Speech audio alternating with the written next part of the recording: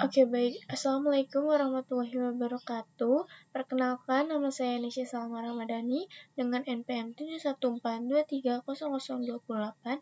Di sini saya akan menjelaskan tugas ketiga saya dalam mata kuliah pemrograman.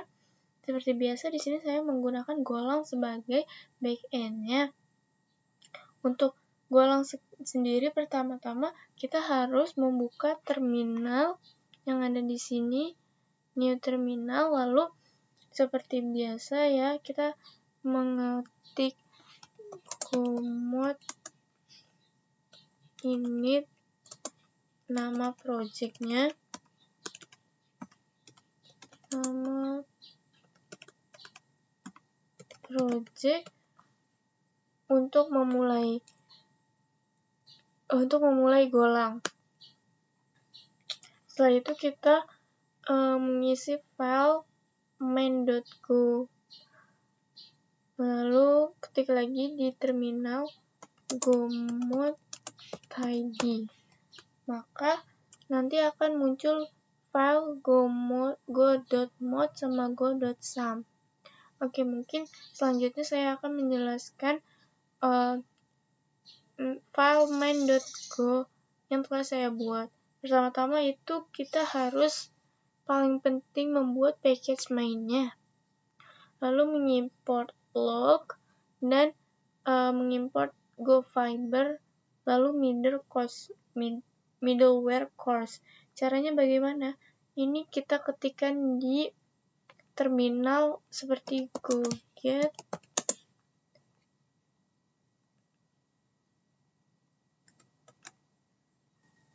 ini, kita copy dan kita salin, nanti tinggal di enter, otomatis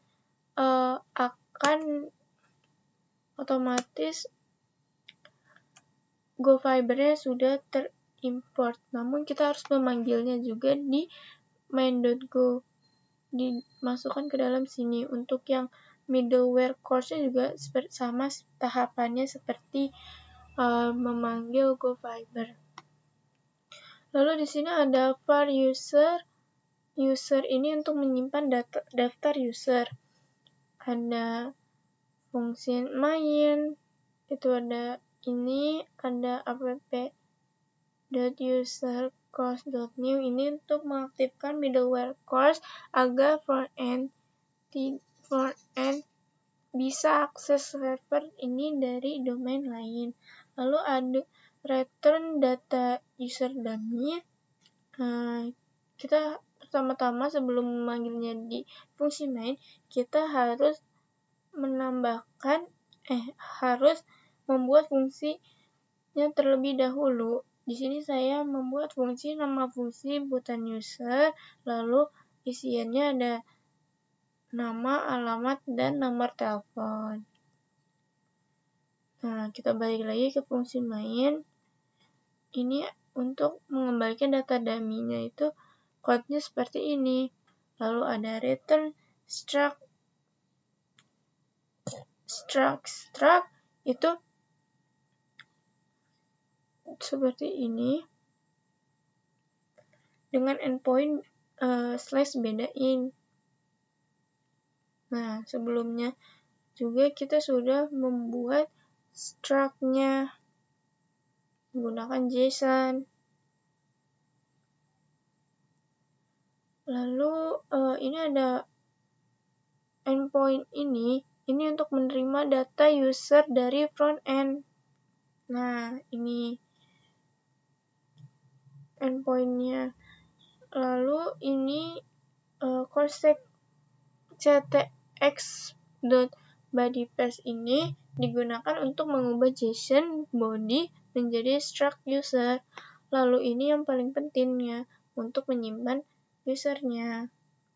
Nah, lalu ini saya menggunakan app.get endpoint semua ini untuk tampilan semua user yang jika di Thunder Client untuk mengetes yang post endpoint ini itu nama user yang sudah terkirim, maka bisa dilihat daftar usernya di get semua. Lanjut ke front end-nya. Nah, di sini saya menggunakan tampilan yang terdapat di ChatGPT karena saya hanya mentestingnya. Nah, yang paling penting itu ini form inputan yang akan saya isi. Yang paling pentingnya itu ada di JavaScript yang ini, yang code ini. Kenapa penting?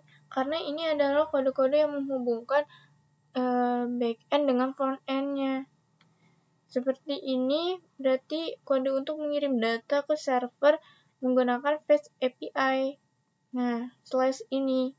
Jadi data-data yang dimasukkan input pada form HTML akan tersimpan ke dalam server fetch endpoint ini. Lalu di sini ada metode POST-nya, yaitu metode HTTP yang digunakan untuk mengirim data ke server. Lalu untuk ini, itu memberitahu server bahwa data yang dikirim dalam format JSON. Nah, mungkin segitu saja penjelasan kodenya. Mungkin kita lanjut ke dalam penerapannya.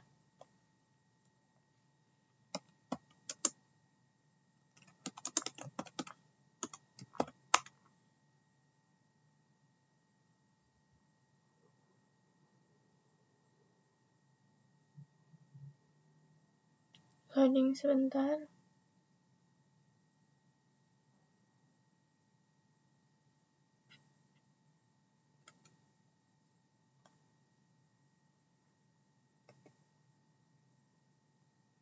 Nah, ini dia halamannya.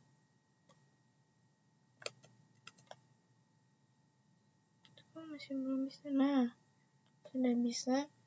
Pertama-tama kita harus menjalankan backend-nya terlebih dahulu sebelum kita memulai menjalankan aplikasinya.